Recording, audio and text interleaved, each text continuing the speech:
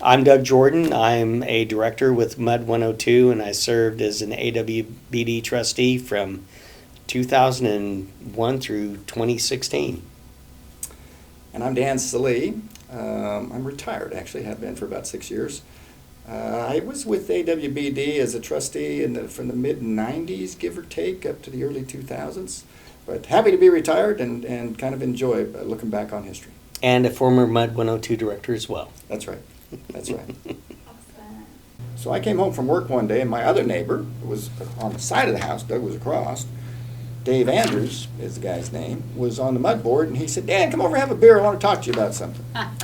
And so he told me, he asked me if I wanted to be on the mud board. I said, what the heck is a mud board? And then he says, well, he said, you know, we manage finances, we manage water and sewer plants and facilities, and he said, and water wells in the ground. He said, you're a petroleum engineer with an MBA in finance, so you fit quite well, actually.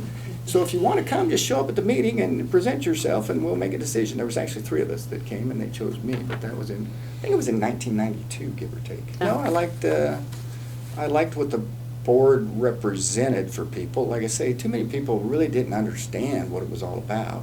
And I think when I got on the board, which is what started this whole process, I had been in strategic planning as part of my career for a couple of years. And I had an MBA at that time. Yeah, I've been in all business development, all kinds of stuff over the years. But at that time, I was in strategic planning, and I was looking at this mud board and thinking, well, you know, these guys haven't got a clue where their next dollar's going, where their next dollar's coming from. They don't know what the growth really is doing. You know, they go month to month, meeting to meeting, fighting fires. They never look out. And so first thing I did when I got on the board was take them through a SWOT analysis, strategic review to see what we needed to be looking at and what was going to fail on us the next time we turned around, and to have some money in the bank ready to pay for it and not have to jump through hoops every time. So Dan was the first to take us at MUD 102 through that business planning process of a SWOT. Yeah. And that was one of your first presentations. That's right. I got at down to the AWBD. AWBD conference, and Yeah. Jake LeBeau was riding the Yeah. bus with me, and I was telling him, you know, more MUDs needed to do this. They just don't have a clue what their business really is. You know, all they do is they listen to their advisors and make a split decision. And that's not the right way to do business. That's not the right way to manage things.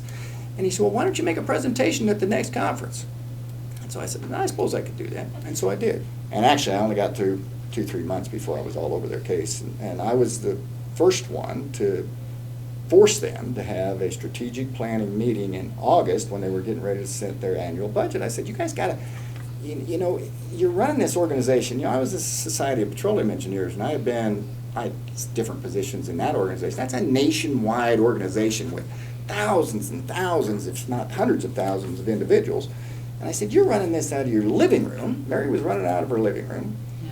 They had about 300 members, I think, maybe, give or take. They were scared to death of their conferences, that a hurricane might come through and they would lose everything. So they were trying to keep $350,000 in the bank. And I said, look, I'm not going to condemn anything that you're doing.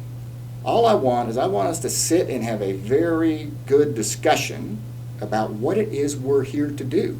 What are our value drivers?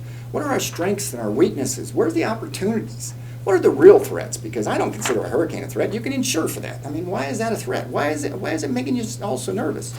And so we went through that process, and I opened a lot of their eyes, actually.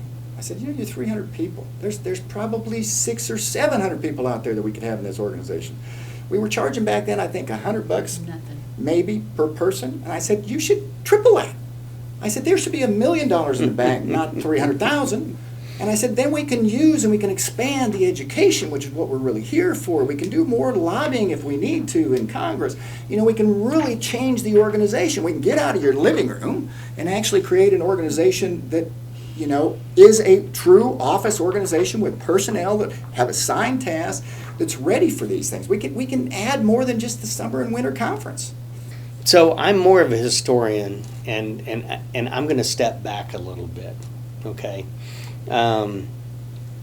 You know, I think, Dan, you actually became a trustee of the AWBD in I'm going to say 1996, 97.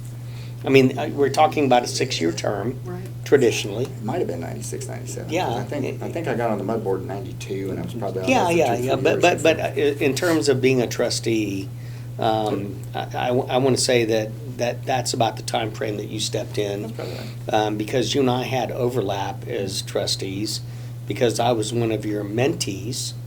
You know, you were Jake LeBeau's mentee back in that day, and so yeah, you were like, I think there from roughly 96 through 2002.